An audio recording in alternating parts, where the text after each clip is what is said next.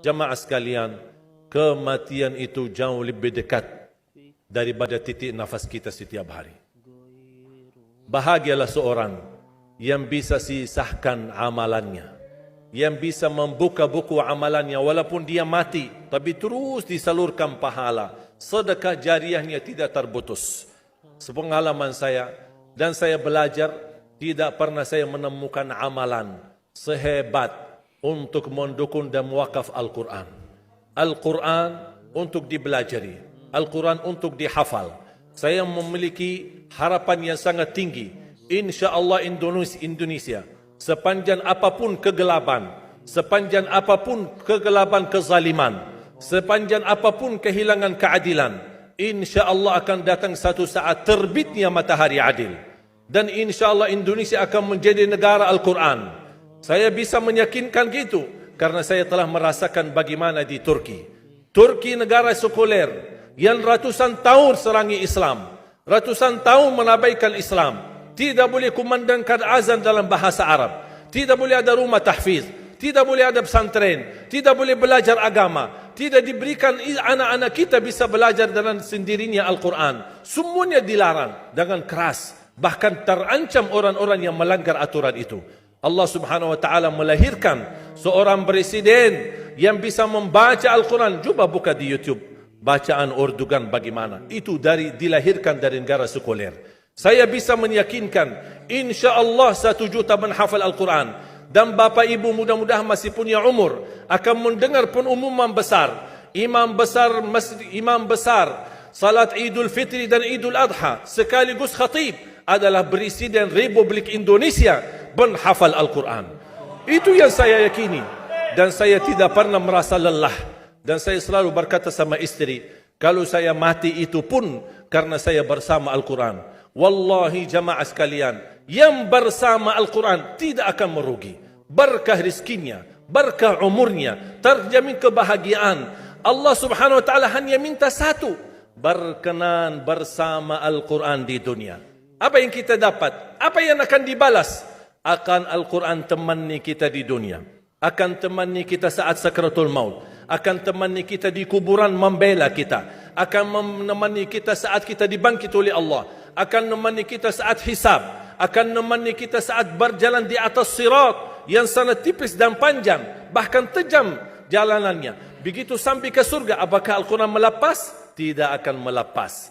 Al-Quran masih berkenan, padahal kita hanya cuma sekali berteman sama Al-Quran di dunia. Dia begitu luar biasa panjangnya bertemanan sama kita sampai ke surga. Bahkan akan temani kita masuk surga. Sebagaimana bersabda Rasulullah SAW, yuqalu liqari'il Quran, ahlul Quran di dunia yang kesibukannya baca, kesibukannya hafal, tidak membuangkan waktu sia-sia, selalu bersama Al-Quran. Allah suruh dia, bacalah dalam surgamu, naik derajatmu. Baca, naik lagi. Tambah lagi baca, naik lagi. Sampai di posisi mana pun anda berhenti baca, disitulah posisimu di dalam surga. Bagaimana kata Siti Aisyah di riwayat Imam Muslim, jumlah tingkatan-tingkatan dalam surga Allah sesuai jumlah ayat Al-Quran.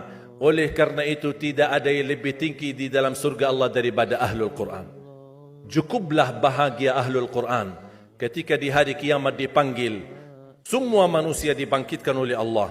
Malaikat memberikan pengumuman, mana Ahlul Quran? Berdiri, rapat, berdekatan. Mereka maju. Mau bawa kami ke mana? Kalian terpilih menjadi orang yang terdekat sama Allah.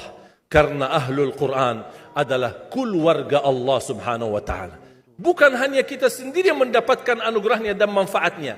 Semua keluarga kita, termasuk orang tua kita dan orang yang ada di sekitar kita. Makanya jemaah sekalian, kalau anda gagal penghafal Al-Quran, anakmu pun gagal penghafal Al-Quran, jangan sisahkan walaupun saham menjadi saksi baik di hadapan Allah. Ya Allah, saya belum hafal, anakku gagal penghafal Quran, tapi insya Allah hartaku, usahaku, pikiranku, tenagaku bisa terus memperjuangkan Al-Quran. Apa saja, ya Allah, insya Allah menjadi saksi baik.